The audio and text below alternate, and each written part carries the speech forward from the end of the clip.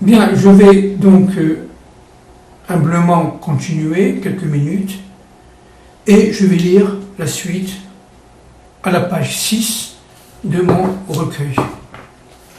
Le Dieu un, union de toute la création, des multitudes réalités, de tous les espaces-temps, a en fait créé un peuple issu de l'universel pour le placer sur une terre englobant l'ensemble des systèmes, des peuples, des cultures représentatifs de la réalité humaine.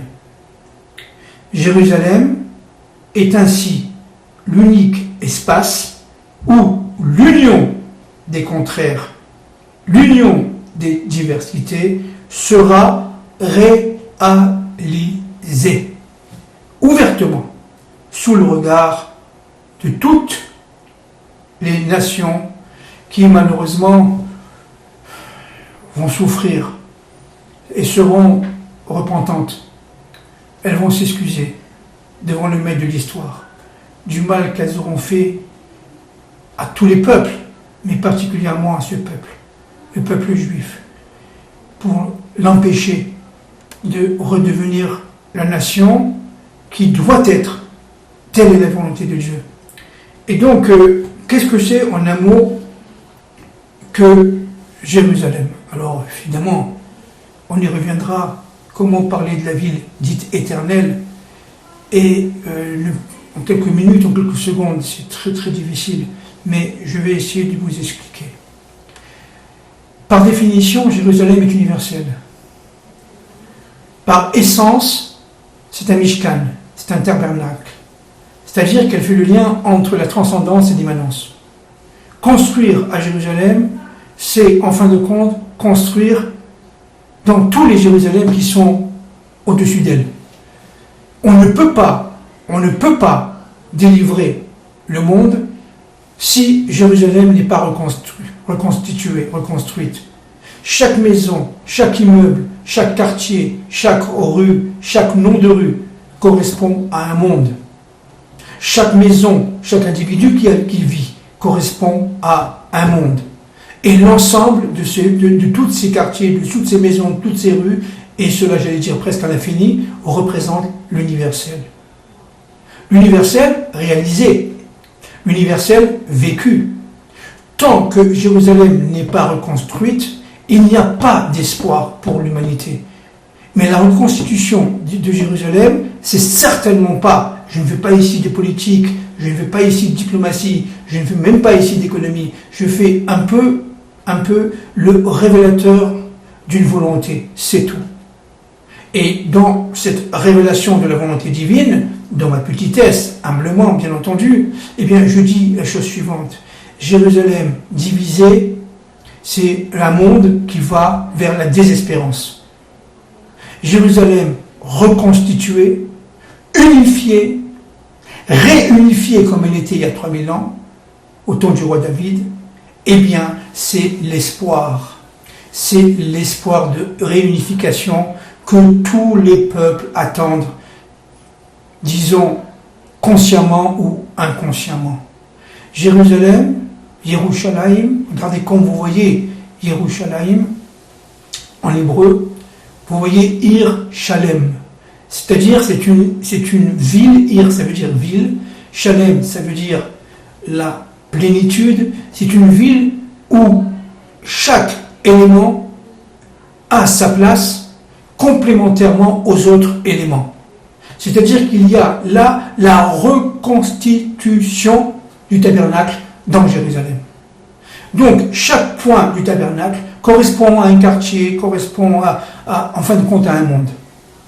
Et chaque fois que Jérusalem est malheureusement détruit, c'est tout simplement une préfiguration, que Dieu nous en préserve, d'une destruction d'un empire ou d'une destruction du monde.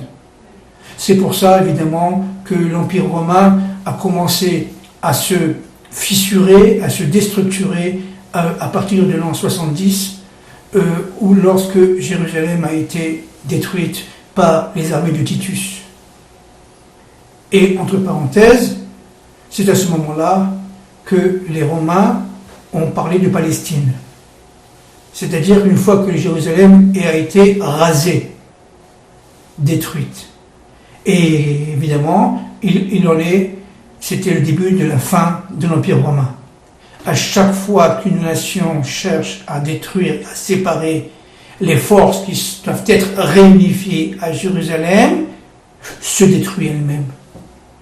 Parce que Jérusalem n'est pas dans le temps et n'est pas dans l'espace. Jérusalem est une ville qui est par définition unique et qui est une ville intermédiaire entre l'absolu, entre la transcendance et entre notre monde. C'est un Mishkan, c'est un tabernacle.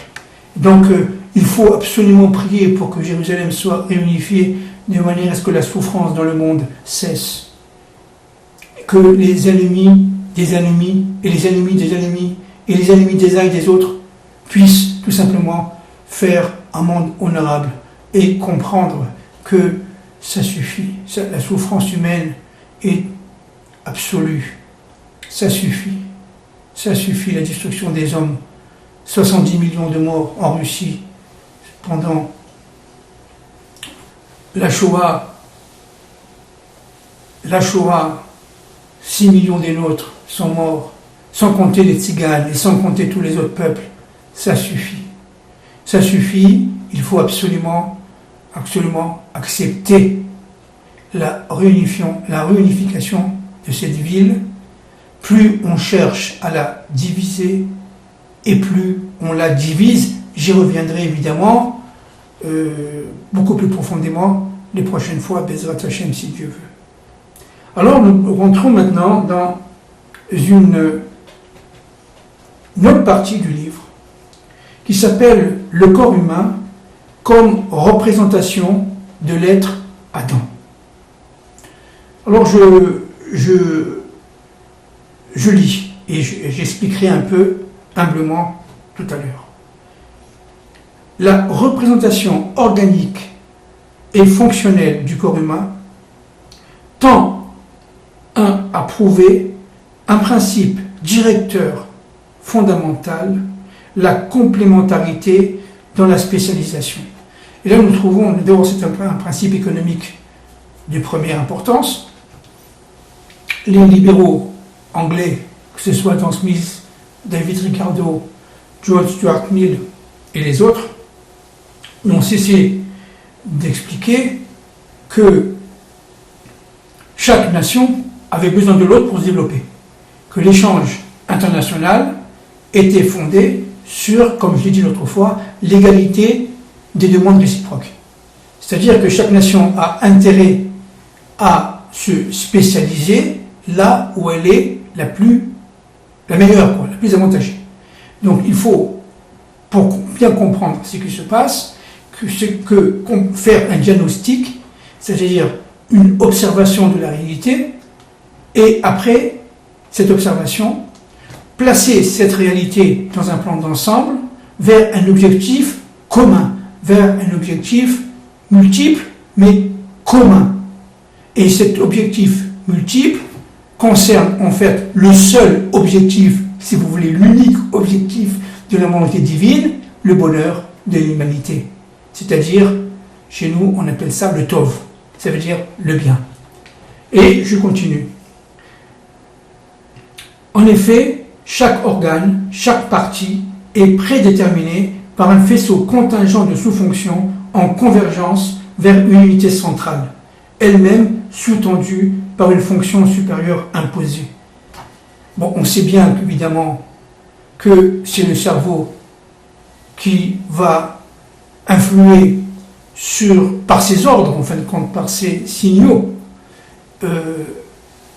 électriques, pour parler des plus importants, qui va influer sur, par exemple, les muscles, qui va donner l'ordre au cœur de battre et au foie de fonctionner.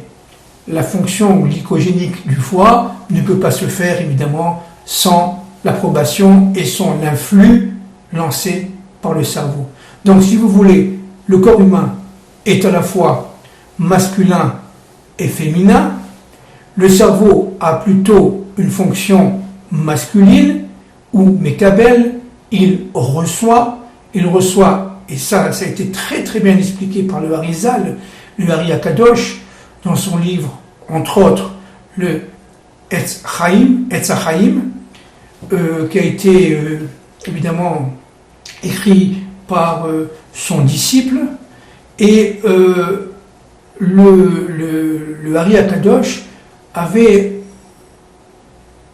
expliqué que, en fait, chaque organe, chaque fonction était soumise à une volonté qui était la volonté dite du cerveau, de la tête, qui allait recevoir, et que le corps était relié par deux fonctions fondamentales, les fonctions cervicales, le cerveau, et les fonctions du cœur, c'est-à-dire évidemment la réalisation. Vous avez les corps, le cerveau masculin, si vous voulez, c'est la chorma. La chorma, vous avez les fonctions du cœur qui sont plutôt la bina, c'est-à-dire la réalisation, et ensemble, le corps devient unifié par la réalisation sous les ordres du cerveau d'un certain nombre de tâches qui lui incombe de faire. Alors je continue. En effet, bon ça on l'a déjà dit, par exemple, le foie, organe structuré selon ses propres règles, ne peut assurer sa fonction que si le système circulatoire lui assure, dans ses attributs glycogéniques, une quantité sanguine nécessaire et suffisante à son fonctionnement optimum. Une insuffisance en ce domaine risque de bloquer, voire stopper, la bonne régulation des flux internes et empêcher ainsi l'organe d'assumer sa mission. Alors c'est ça qui est extraordinaire, c'est ça qui est absolument, j'allais dire miraculeux. Dans le corps humain, chaque fonction reçoit tout ce qui est nécessaire pour qu'elle réalise. La réalisation fonctionnelle ne peut se faire que si la volonté unique, représentée par le cerveau, lui donne le flux, mais aussi les moyens nécessaires à sa réalisation. Par exemple, on mange un fruit, le phénomène de, si vous voulez, digestion ne peut se faire que sous, disons, je veux dire, sous l'influx de la volonté cervicale, du cerveau. Et c'est le cerveau qui va donner l'ordre aux nerfs de fonctionner, etc., etc. Maintenant, pour cela, l'estomac a besoin d'un certain nombre de sucres, ça veut dire d'apports, qui lui est extérieur, et sans lesquels, eh bien, sans ces sucres, l'estomac ne peut pas fonctionner. Donc, si vous voulez, et c'est comme ça à l'infini pour le corps humain. C'est-à-dire que chacun reçoit au moment qu'il faut, l'influx et les éléments nécessaires pour la réalisation de sa fonction. Et au niveau économique, ça devrait être la même chose. La même chose. Si on fait un blocus par rapport à une nation, eh bien, cette nation s'étouffe et risque de disparaître. Et évidemment, dans le corps universel, la mort d'une nation, c'est évidemment la mort d'un organe pour Adam Arishon. Et Adam Arishon, sans tous ses organes, ne sera pas Adam Arishon. Adam Arishon est avant tout, on le verra profondément, un arbre. C'est-à-dire un arbre avec ses racines dans le sol, qui vont prendre du sol, ça veut dire de notre monde, tous les sucres et tous les matériaux dont il a besoin pour survivre, puis, s'il est sain et, si vous voulez, bien équilibré, il va donner de très belles branches de très belles feuilles, de très beaux fruits, de très belles fleurs, etc., etc. C'est-à-dire, en fin de compte, s'il manque une racine, eh bien, l'arbre peut mourir, tout simplement. Ou bien, en tout cas, il sera bancal. Ça veut dire déstructuré, déséquilibré. C'est-à-dire qu'en fin de compte, au niveau économique, une nation ne peut pas prendre la place d'une autre. Une nation ne peut pas, par sa volonté de surpuissance, étouffer, détruire une autre nation. Parce que si elle étouffe, elle détruit une autre nation, elle s'étouffe elle-même. Puisque la nation a été mise par la volonté divine parce qu'elle est spécialisée dans un domaine que l'autre n'est pas. Tout simplement. Imaginons que le petit doigt soit coupé. Alors évidemment, c'est pas grave, mais si on laisse cette coupure, eh bien, il n'y a plus de sang et on meurt, tout simplement. Et en plus, on est mutilé. Même si on arrête les fusions de sang, eh bien, on est mutilé, on n'est plus véritablement Shalem, donc Yerushalayim, entre parenthèses, on n'est plus complet, on n'est plus totalisant. Donc à partir de ce moment-là, il nous manque quelque chose, il nous manque un organe, il nous manque à la limite un petit doigt, et bien l'être humain est considéré comme imparfait. Et il en va de même, évidemment, d'Adam. Et la faute d'Adam, ça a été, si vous voulez, d'accepter l'imparfait. D'accepter le fait que, bon, eh ben, c'est pas la peine, on n'est pas ici pour se parfaire, on est ici pour, quelque part, jouir de la vie, du plaisir, et vivre son temps, vivre dans le temps, vivre dans l'espace, le mieux possible, et bien le reste, à la limite, imaginons que le cœur dit, le petit doigt, ben je m'en fous, hein, moi ce qui m'intéresse, c'est battre, prendre du sang, et bien, si ça n'arrive pas au petit doigt, et bien alors, c'est pas mon problème, et bien si c'est son problème, parce que sur le petit doigt, le sang sort, et si le sang sort, le cœur arrête de battre, tout simplement. Voilà, je vous salue et je vous remercie tous, que Dieu vous protège.